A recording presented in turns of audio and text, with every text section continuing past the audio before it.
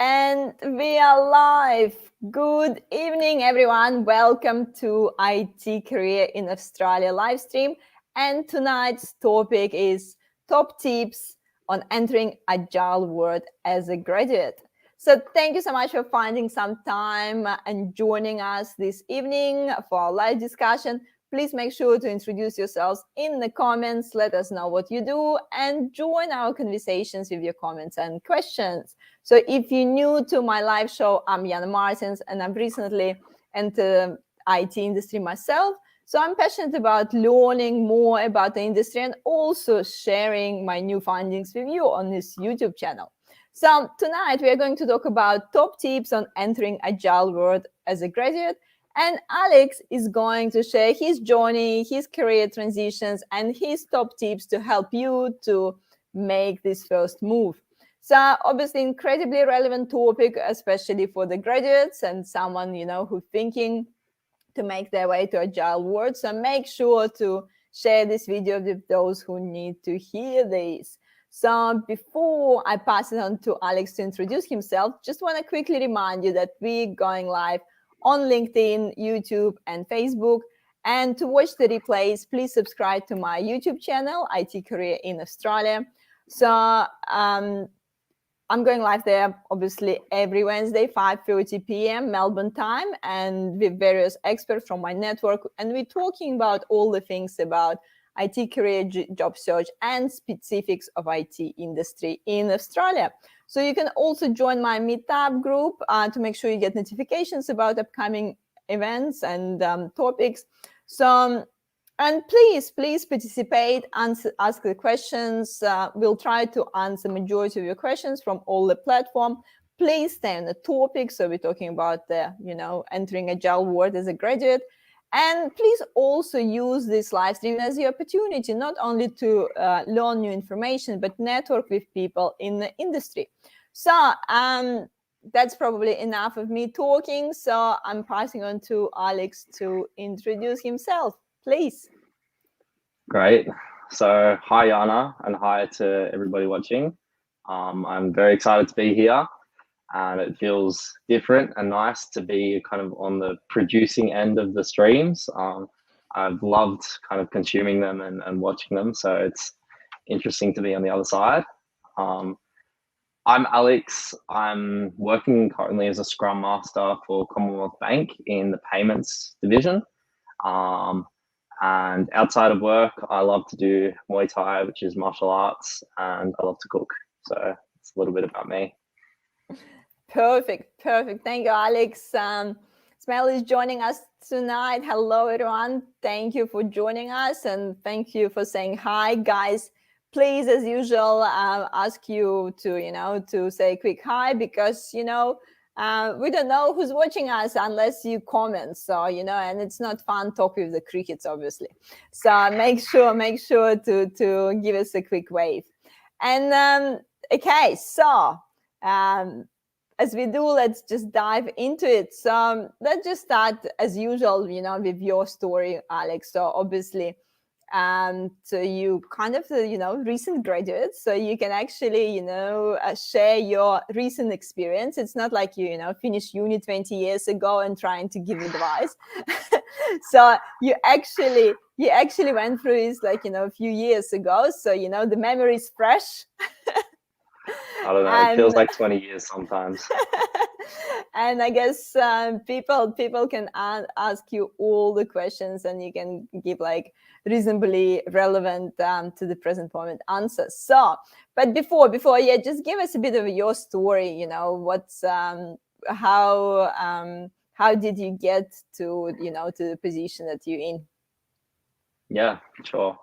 So I graduated at the end of 2019 with a bachelor's of economics, and I enjoyed uni, but I got to my third year and kind of had an awkward realization that I didn't want to be an economist or do anything kind of economics related.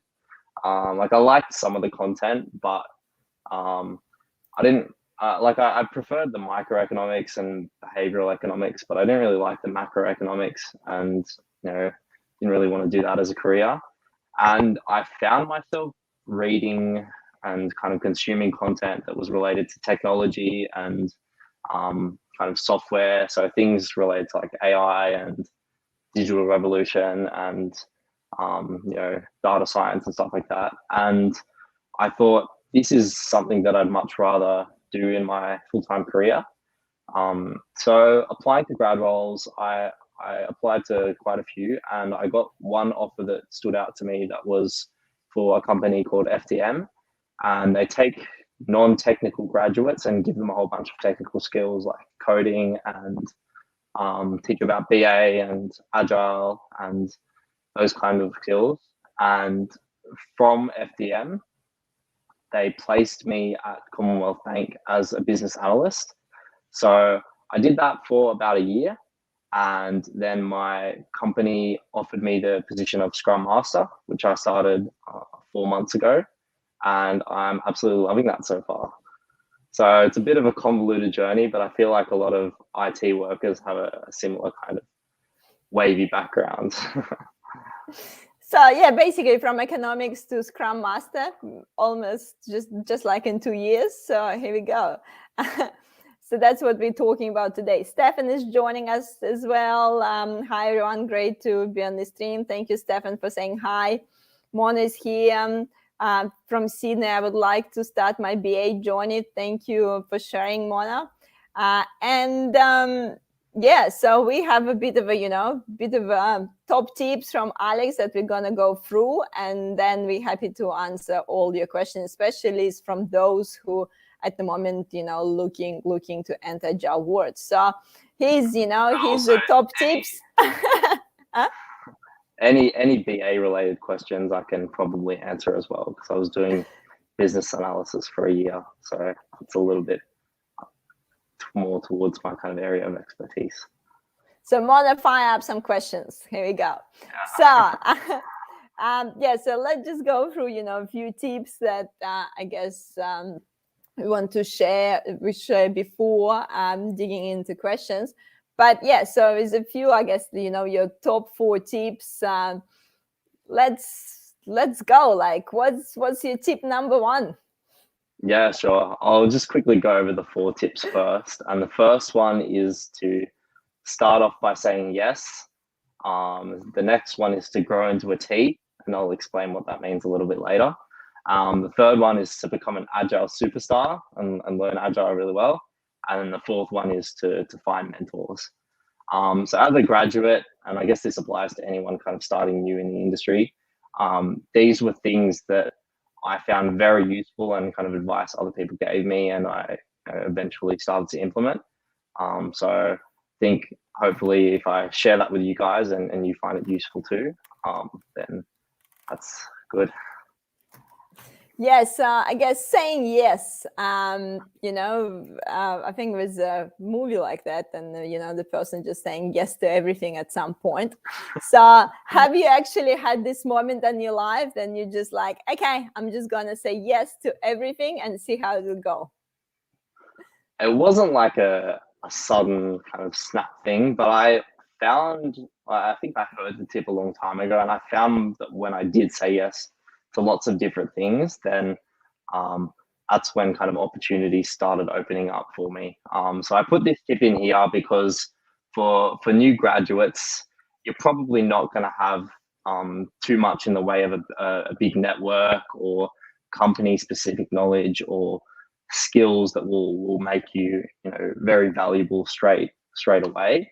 And from my experience, saying yes is a very good way to kind of expose you to all of these skills and company knowledge.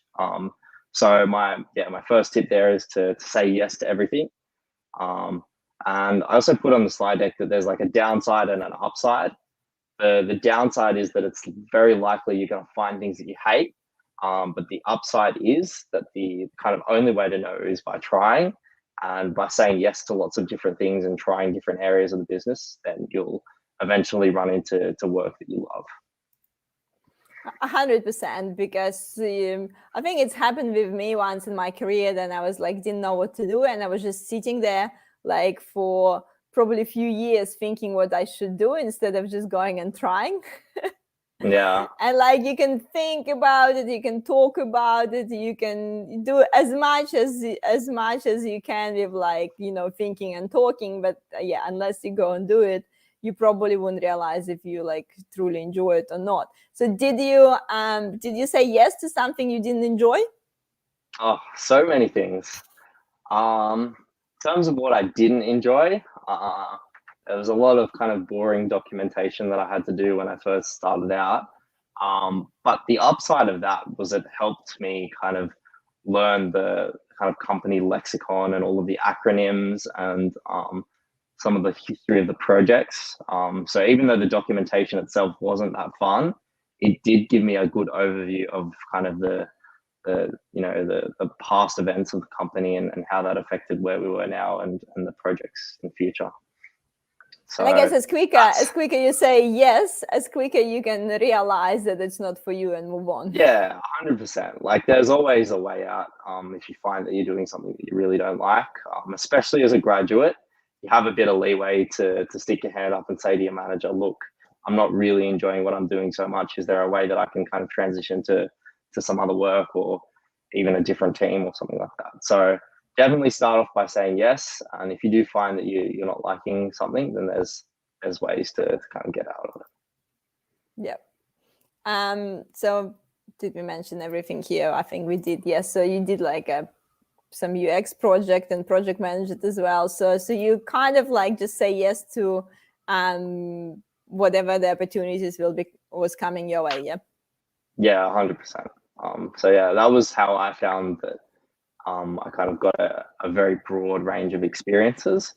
And from that, it made me much more useful and able to kind of contribute to the team more and produce more kind of valuable work.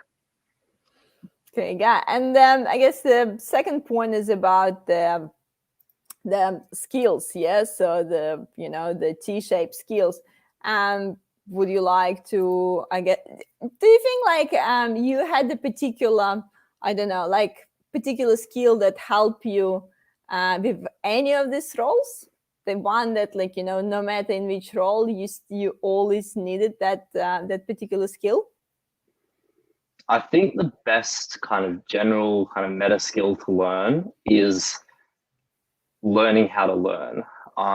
So I know everyone, it's kind of like a generic thing to be able to learn something, but if you understand actual mechanisms as to how we learn as humans and the psychology behind that, and some even things like memory techniques, and when you're approaching a new topic, how to kind of sit down and map out what it is you actually want to learn, how to kind of get feedback as quickly as possible and put in lots of repetitions very quickly. Things like that are kind of things that you don't really think about until you sit down and try and understand how it is that we learn. And the good thing about learning to learn is once you know how to learn very well, you can kind of learn anything. So it's kind of like a trump card or a wild card, if you like. So it gives you a lot of flexibility as to where you can go with your career. And that's not something that I'm perfect with, but I try and read lots of books and think very deeply about how it is we learn and the best way to kind of do that. Yeah, and actually even like structuring your learning when you know what you're trying to achieve, because yes, so we can consume new information every day, but it doesn't mean that we're actually moving forward and actually learning something from this information. Yeah, 100%. And even making sure that you're learning the right stuff. Because I know that at the moment there's so much information and so many digital courses and books that you can read. It's very easy to get caught up in learning without stopping and thinking or figuring out the why before you do that. So that's also an important thing to do, is understanding why you're going to learn something, and even knowing that you can stay committed to doing it, because it's easy to think that you can kind of learn something, but if you don't like it and it's a big slog, then it sometimes becomes much harder than you plan. So yeah, learning definitely doesn't stop at uni. Yeah, so you finish uni, but you just keep learning. I shouldn't say that. Yeah. Learning is great.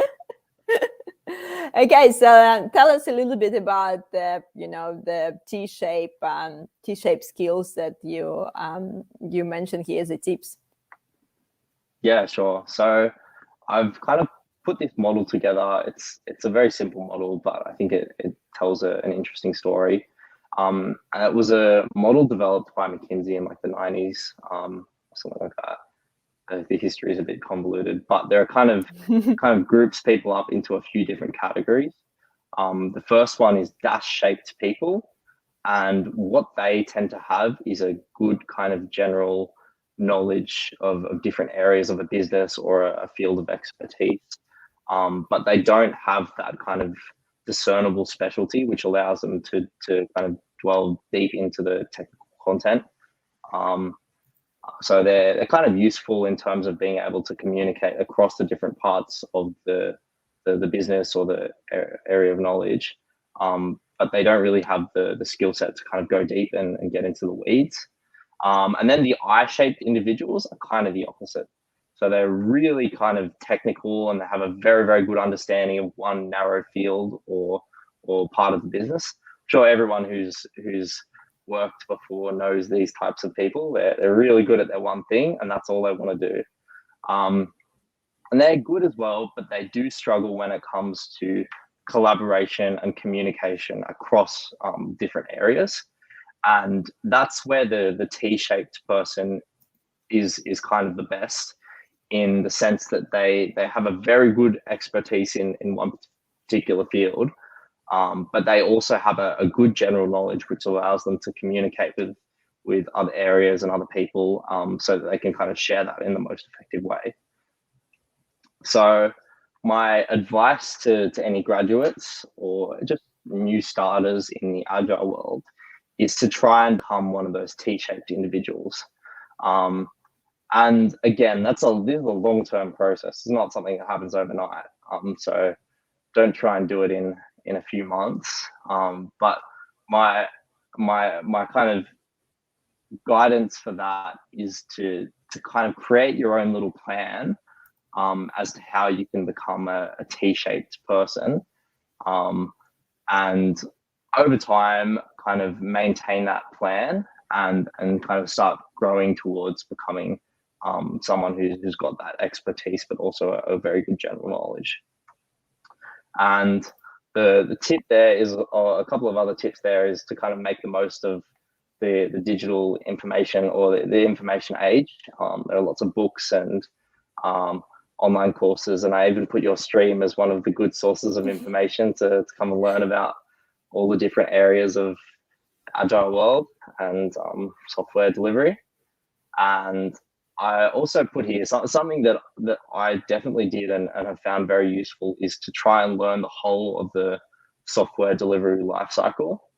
So I read a book about product management, about QA and about development, and I've done my own kind of work as a business analyst, and then there's also kind of all different parts of the delivery lifecycle. But just understanding the kind of different functions and what they're supposed to be doing and how that compares to what's actually happening, and how you can kind of help them and rely on them when they're doing a very good job, and even how to kind of make their lives easier when you're interacting with them.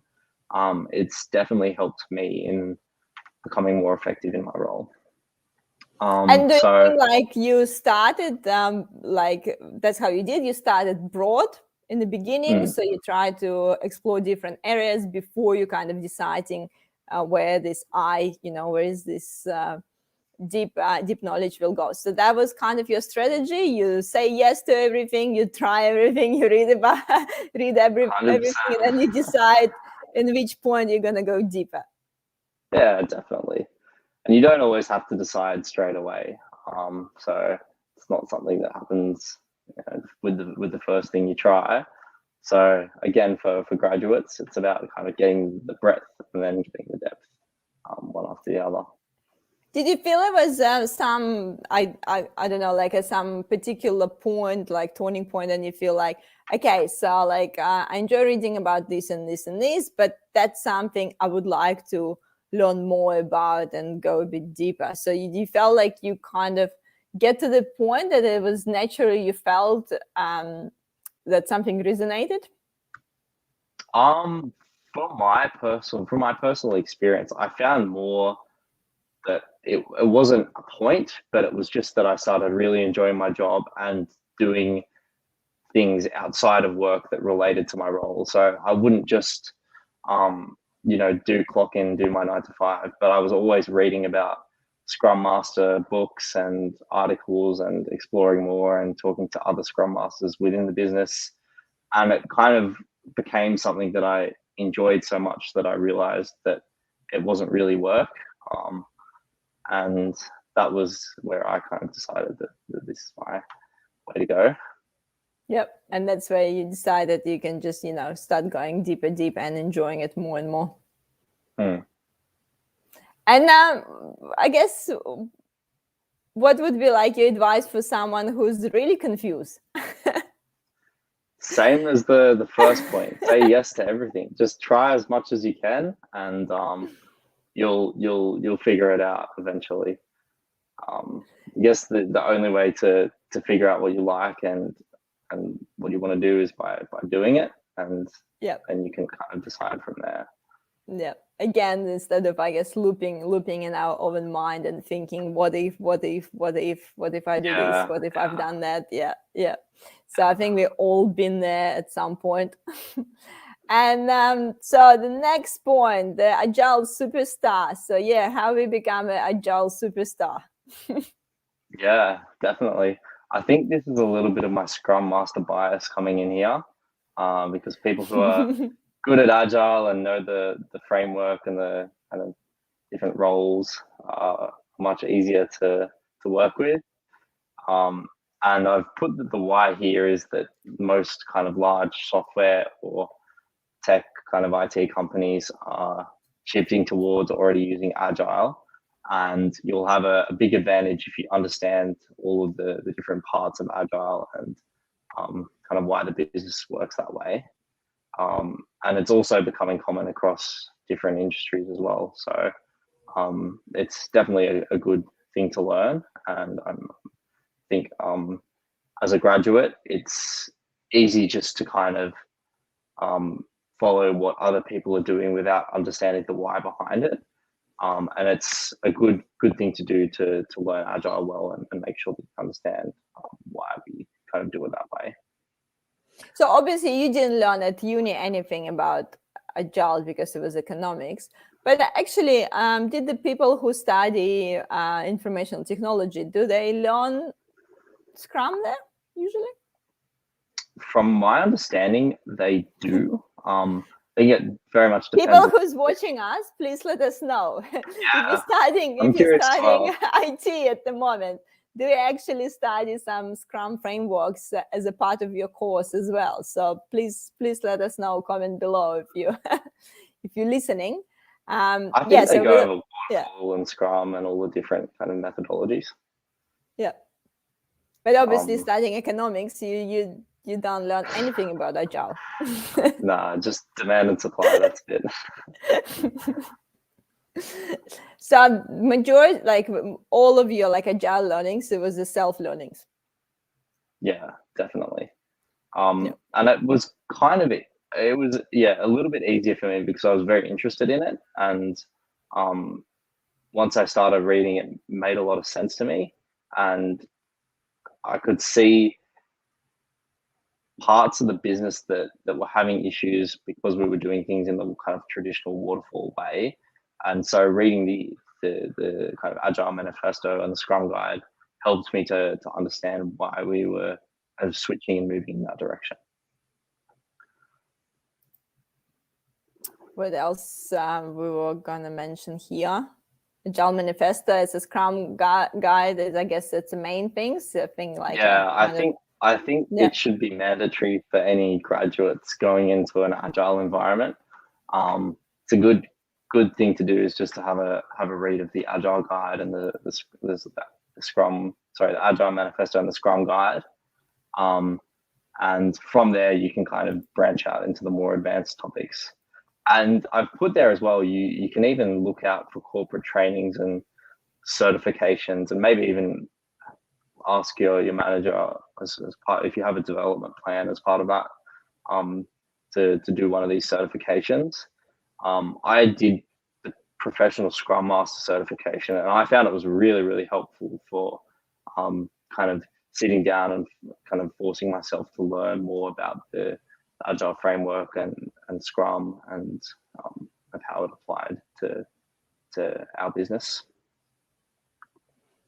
Definitely. And I guess what is your view on certification? You know, like, because obviously some people think like, oh my god, like I need certification for everything. So so would you recommend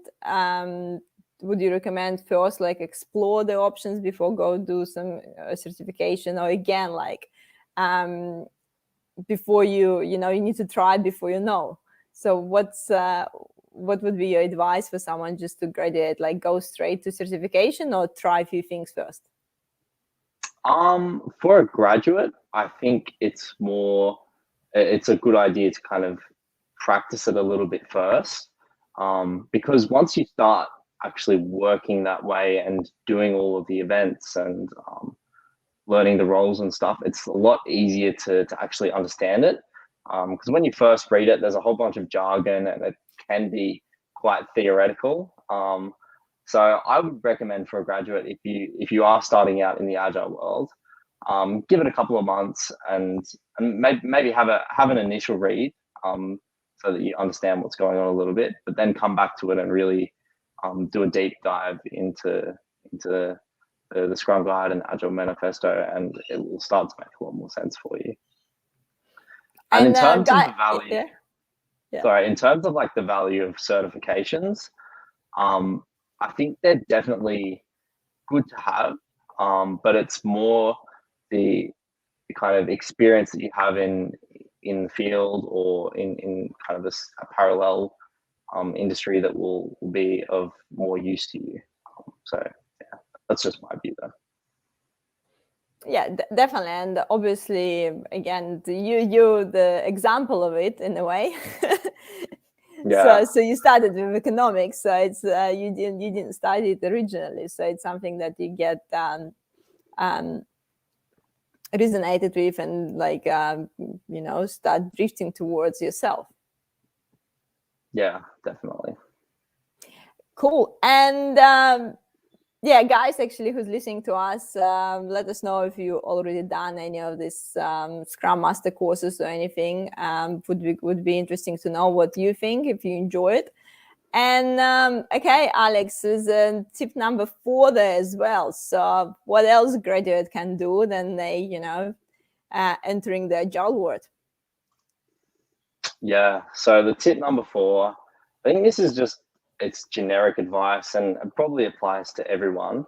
But it's to find yourself a great mentor and I guess make the most of being a graduate, because when you're young and eager, a lot of people are happy to kind of spend time with you and explain things and to kind of help you out with your kind of getting started in your career. And I think it's a very good way to supplement your learning, and it will definitely provide you with opportunities that you may otherwise not even know existed. Like from my personal experience, I've seen many people, and even myself, being offered jobs just through mentors. So it's super interesting how many opportunities kind of open up to you when you show that you're enthusiastic and excited about the job and learning. So definitely try and find a mentor. And what is your tips on finding the mentor? Someone's just maybe listening, they I don't know, last year at the uni, so they maybe don't have much like connections at at work, in the company. So how they can go about it? I think the first place to start is to find someone who's in a position that you could see yourself being in the future, or or someone who has a skill set that you're kind of aspiring to work towards. Like if you're a young software engineer, I'm sure there will be plenty of senior developers out there that have a whole bunch of skills that you'd be interested in learning. And once you've kind of found people that you think would make good mentors, just be upfront and frank with them and say, hey, I really like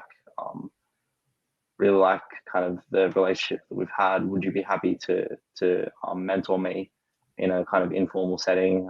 It's not going to take up too much time, but I'm very curious to learn more about what you have to kind of teach.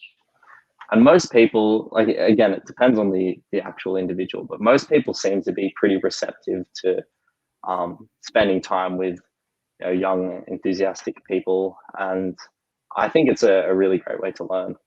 And as I said before, get new opportunities. Is it something that you've done? Have you actually, that was your approach? So you approached some people that you admire and like wanted to be. So that's what you done still as a student. Yeah. I found people there were a couple of people in my team, and then there were some that were kind of very outside the kind of normal realms of what we were doing, but whose work was really interesting and who kind of in an area that I found interesting too. And I reached out to them, and they were all like really lovely, really generous with their time. And I put on the slide as well, one of my mentors actually suggested that I go on to Meetup and try and connect with the Agile community. So big thanks to her, but that's kind of why I'm here. So it was, that's a first-hand example of why mentorship can be very beneficial. It's something that I probably wouldn't have even thought about myself, and now I love it. So here we are. And like exactly right. So you came to meetups, then I guess you come across my live streams as well. Like a few months forward, you hear and you're talking about your experience, and that basically means that more people will get to know you as well, and you build more connections from here. So that's how that's how it works. Yeah, 100%. It's like a spiral, kind of builds on itself. And that's, I guess, the advice for all of you guys who are listening. And maybe sometimes you just feel shy and don't feel like approaching people, or feel maybe a bit intimidated that someone's like already I don't know 20 years in their career, and you feel like you shouldn't approach them with the questions. But that's that's not how it works. I think the worst that can happen, they just won't reply. Yeah, and I can say from first-hand experience, I was very, very nervous doing it, and I kind of did push myself a little bit, and I was very glad that I did so, because you picture all these negative scenarios that can happen, and then you get there and you actually do it, and they just said, oh yeah, that's fine, I'd love to do it. And all that stress and worry is not really justified. But at the end of the day, if you think about it, if someone gets approached, like did you approach people mostly like on LinkedIn, or is it so I approached them in person, most of them, or via Teams, like in a meeting. Yeah. Actually, there was one that I cold emailed as well. But yeah, that was fine. Like she was very lovely and just responded, and we set up some sessions. So, yeah, lots of different ways you can do it. There you go. And I think again, like if someone, as you said, so in the beginning you feel nervous about doing that, but in reality, so what's the worst can happen? No one gonna reply to you saying, oh, how dare you are contacting me. Yeah. How dare you are thinking that I'm gonna spend time with you and give you advice or something like this. No one's gonna answer that. If they did, they probably wouldn't make a good mentor anyway, so you dodged a bullet. So that's just the filtering right here. But yeah, as I said, I think the worst that can happen, you just won't get reply. And most of the time, if you won't get reply, it's not because you wrote something wrong, but just because they're just busy, just simply busy, and the emails split, like, get lost between like other thousands email people getting this way. So it's just normal. Like, I think that sometimes you take things too personally. Yeah, 100%. There are a couple of other points that I have on slides that I think are worth talking about. The first one is to manage the relationship. I think if you're a young graduate, then it's a good idea to kind of take the initiative and organize the meetings and kind of set the terms, or agree on the terms with the mentor, because you're much younger and your time's probably less valuable than theirs. So it's a good thing to make yourself not too much of a burden, and manage the relationship so that it's kind of all sorted out. Yeah, 100%. Like, just be proactive and send like calendar invites and suggest a time, instead of waiting for them to send you a link or anything like that. Yeah, and also I put as well that having multiple mentors is often a good thing.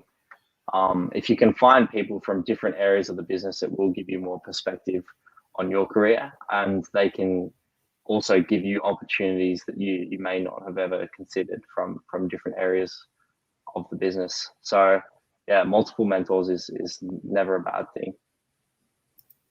100%. And you can ask the same questions to different people and get completely different perspectives. Yeah, definitely. I've even done that before, and you hear from people with different experiences, completely different answers, and they both sound very smart and make a lot of sense, but it's just their different perspectives and their different ways of doing things that get you to the different answer. 100%. And like, you can combine all of this knowledge, and you can find your own approach as well. So definitely. Yeah, We have few comments. Nicole saying, thank you for sharing, it's inspiring and helpful. Mona saying, can we follow you on LinkedIn? Here we go, Alex, the networking coming your way. That's fine. You didn't put your name, and can you edit your name on so that people can actually find you on LinkedIn? I think you can just edit it on StreamYard. Have a look. Smail saying, there's a lot to be done in the digital banking. It's a very promising sector. 100%. There's so much going on, at least in Commonwealth Bank, in the digital sector. There's always changes and a backlog that seems to go to infinity sometimes. So how do you feel like, I guess, being in your role, like, for, I guess, not like a long time? So how was your, I guess, experience like entering this role, the Scrum Master role? Like, did you feel like it was challenging when you said yes? Yeah, I definitely did. It was, coming back to kind of the first tip, it was something that I said yes to, that I wasn't really fully confident that I could do. Like, I know I can do it, but at the time I didn't have any kind of the knowledge and the skills to do a really good job straight away. So it was a bit kind of nerve-wracking at first, because there's so much to learn, and you're kind of more responsible, or you have much more responsibility for the team. If you don't do your job properly, it impacts everyone. So yeah, I feel like I'm still in the process of kind of growing into the role. And I guess that's a feeling that I'll have for probably a bit longer than 4 months. So yeah, it's, and I feel like you're never going to feel fully confident and comfortable in your role until way down the track. So just saying yes and kind of giving it a go is the best way to do it. Guys, I just added Alex's name, so you can follow on LinkedIn now. So Figured it out before I could. yeah, I was just quickly sneaked in and did the edit. And so also, Alex, I guess what do you think was like your biggest challenges? You know, like obviously, yeah. So you finished uni in 2019. We're only in 2022 now, so it's been only a few years. So I guess in the last 2 years, what was your, I don't know, like what was the toughest moment during this time for you? I think as a general theme, especially as a Scrum Master, it would be imposter syndrome. So kind of feeling like I don't really have any kind of authority or any kind of right to be kind of telling people what to do. I guess you don't do that as a Scrum Master, but sometimes you have to kind of guide them and coach them and lead them in the right direction. And that's something that I struggle with, and I'm still kind of working through. Especially in my team, everyone's a lot older than me, so I'd say like the median age in my team is probably at least 10 years above my age. So that makes it difficult in terms of feeling confident enough to kind of explain to people why they should do something a certain way or kind of guide them in the right direction. So Yeah. that's probably my number one challenge. Do you think it's also the feeling because you're like maybe in a big enterprise as well? So if you Yeah. will be like in a small startup, do you think it would be a different feeling? Yeah, I definitely do. It's very big and there's lots of kind of bureaucracy and hierarchy, and I guess as well everything's kind of been there for a long time. So you're kind of coming in and you have a whole bunch of uh, things to learn. Like even the architecture in our kind of area is so complicated, and there's so many different systems that connect into each other, and you've got to kind of learn all that. And then there's hundreds of people who are kind of in the kind of area that you're working in as well, which does make it tricky. I don't know. A small startup would be very different because you've got a small tight knit team, but you're also under a lot more pressure, I think. So pros and cons to both types of roles. And I guess we also, because we have like Mona that want to start your journey as a BA. When you entering the BA position, what was I guess the what did you feel was the main challenge there? I think the main challenge was changing requirements. I feel like that's a common kind of complaint that comes up in the software delivery world. But we'd go and do all the work and figure out kind of the requirements, the technical requirements, and start to work on the kind of development. And then all of a sudden something would change on the business end, and that made it difficult because you kind of had to stop the development, go back and renegotiate the requirements, and then you're behind. So I guess dealing with changing requirements is one of the main kind of BA challenges that you'll probably face.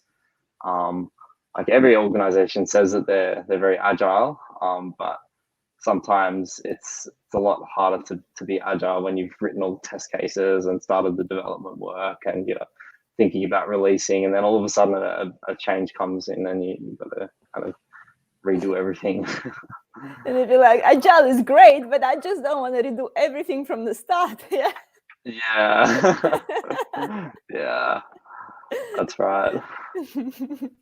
Smail has another comment. Banking is not part of the curriculum in the Australian education system. Banks need to use tech and AI tools to educate their customers and enhance users' experience. What do you think about this, Smail? What do you think about Smail's comment, Alex?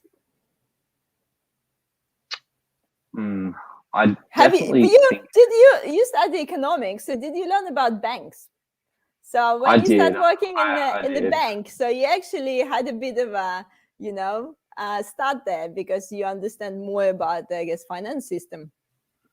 Yeah, it it was very different. It was more the economic side was more about kind of interest rates and um, kind of how they interact with the central bank and that kind of sides of things, rather than the actual like home lending, which is most of what we do at the Commonwealth Bank and how kind of get most of our revenue. But yeah, I do agree. I think banks aren't explained particularly well to, especially yeah, in maybe even high school they could do a good job of explaining how banks make their money, because that's a whole interesting story, and kind of how they support the broader macro economy as well. So yeah, definitely agree. Um, banks are Did you super important. actually did you think that your economical education help you in your like in any way in your position at the moment? Um, yes, it did help me. I do think that an IT degree or computer science or something more technical would have helped me a lot more. Um, but it does come in use in terms of thinking about markets and making sure that your product actually is something that's demanded by consumers, and um, competition and those kind of concepts. So they're all kind of little bits and pieces that apply to my work, but definitely not as useful as a more technical degree. Makes sense. And okay, Alex, I'm cautious about the time, so we already passed like 45 minutes of the live stream. I guess let's summarize. Yep, let's summarize. So you have, we've discussed, your main tips. What so someone at the moment, graduating uni, they wanna get some find their first agile position, maybe BA, maybe Scrum Master, I don't know, maybe any other ones. So what should they do? And if you summarize it in one paragraph. Be very, very willing to kind of learn. I think the main theme of my presentation is to learn and say yes to things. But there's a whole bunch of kind of content and knowledge that you're not going to know from university. And as you enter the agile world, or you try and enter the agile world, learning is going to be your number one best friend. So it's my summary. And I think it's quite important that you mentioned before that systemizing that learning as well. Because I think, yeah, again, like in the digital world, like the finding information is not a problem. Like I actually grew up, like I didn't have internet and I was at school, so hard to imagine, yeah. But, Wow. when I wouldn't have guessed that. so I got internet then I was like 16, 17. So like I already had the internet at uni, but not at school. So the finding information was actually challenging back then. Yeah. So like if you need to find information, now, you needed to go to a library, you needed to find a book, you needed to it wasn't that easy like asking Google. And I think now we kind of take it for granted because the information is here. But we have a different problem now, how we choose which information to consume. Yeah. Because before we learn Definitely how agree. to find information, now we need to like decide how to systemize it and how to decide which information we actually need to consume and which not, which can be challenging because you can, I don't know, like keep watching YouTube videos like endlessly. You don't have enough life to watch all of them. Yeah, there's not much benefit if you're spending all your time learning something that you don't actually get to apply. So yeah, I completely agree. It's important that you sit down and think about why you're learning things, and as you said, systematize it to kind of make it work for you.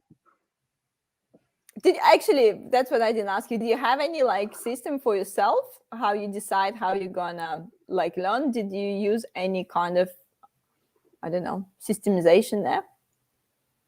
Yeah, so my way of learning things is I kind of think about it on an annual basis. So every year I pick maybe 3 or 4 topics that I want to improve. So I guess at the moment, as I'm learning more about the Scrum Master and the Scrum Master journey, I'm doing another certification that's related to that. Um, but I also wanted to do something that was more technical, so something coding related or to something to do with IT, and then something that relates to people skills, and then also a writing course because my writing is it's good, but you can always improve on your writing. So my system is to kind of take 3 months and do some kind of a certification or a project or something that will keep me actually motivated to learn and that I can kind of get something out of it, and pick a few of those to do every year, depending on what I feel I can kind of improve in my career or my general life as well. So And I I guess think, everyone's yeah.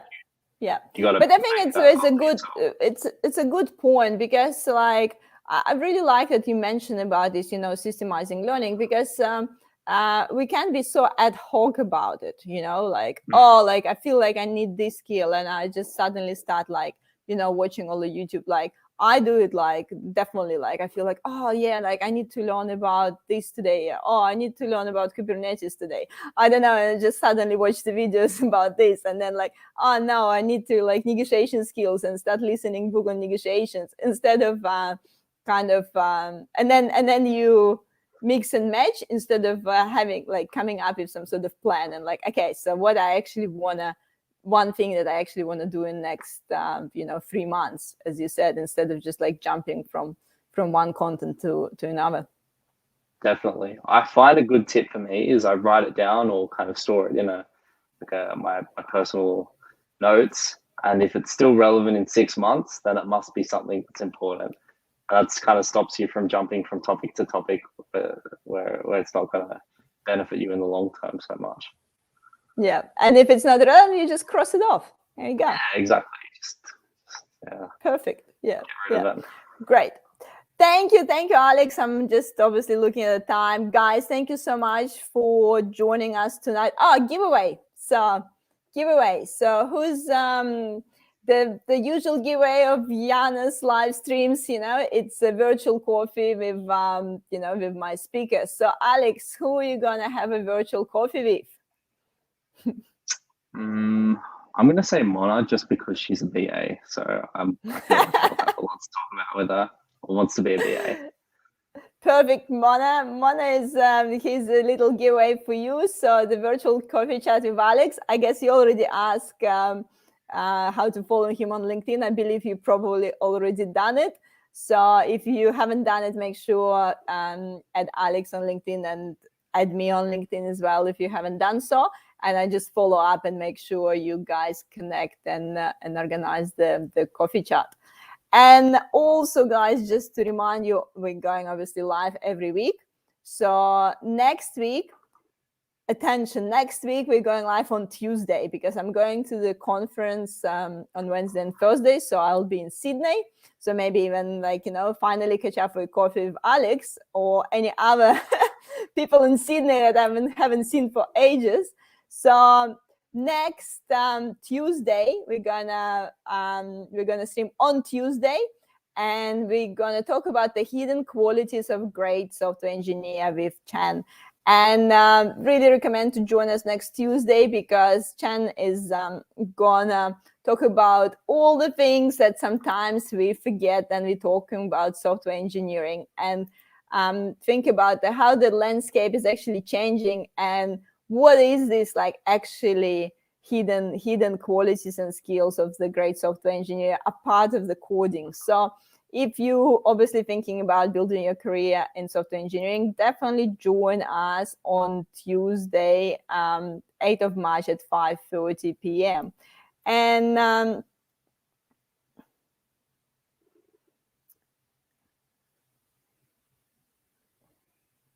just looking at the comments. Sorry, I'm just trying to understand the comment.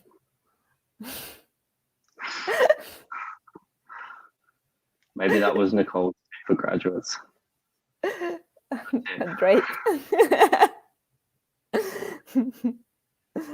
And Mona is saying thank you for the giveaway. Perfect, guys. So, and Alex, of course, to put you on the spot to finish this live stream, but probably not be on the spot because you watch heaps of my live stream and you know what I'm asking and asking at the end. I came prepared. You came prepared. Maybe I need to switch it up. Maybe I need to come up with the new, finishing of the live stream. But I didn't come up with anything. That's why, Alex, did you prepare your inspirational quote for? Yeah. So my inspirational quote was one that I read like a few weeks ago, and I thought, this would be perfect for a Yana live stream. It's not enough to be industrious. So are the ants. What are you industrious about? I guess that kind of comes back to the theme of making sure you're thinking about why you're kind of learning and doing things before you actually start doing it. So yeah. Perfect. And sorry, is one more comment from Nicole. Again, I feel better because I'm in Melbourne. Nicole, I'm in Melbourne too. So let's connect. Make sure to add me and Alex on LinkedIn as well. And make sure to join our fun Agile network. And okay, so I always have problem to finish live stream quick. I always feel like I need to say something else. But basically, guys, so just to finish it up, if you enjoy this session, if you feel like you get some value and some interesting information from today's session, make sure to like this video. Yes, because obviously it encouraged me to keep going and keep bringing more experts from my network to share their knowledge and their experience. So please click this like button so I feel encouraged to keep going. And obviously, I do encourage you to subscribe to my YouTube channel and join my meetup group so you can be notified about upcoming events. And hopefully, maybe we'll start running some. Here you go, some live action, and hopefully we'll start running some real life events sometimes as well, because now it feels like we can, actually do it freely. Hopefully, that's. Is there any restrictions in Sydney still? No. No, I think we're all free now. It's still masks inside, I guess. But that's pretty much it. Here we go. Let's see, guys. So hopefully we can, start going back to the real meetups as well. And I'm going to conference next week, so exciting. So there will be a lot of people in one place. So, Alex, anything else from you, just to finish it up? Just a big thank you. This was loads of fun, and thanks to all the commenters as well. Thank you, guys. Thank you, Alex, again. And I'll see you next Tuesday this time. See you. Thanks,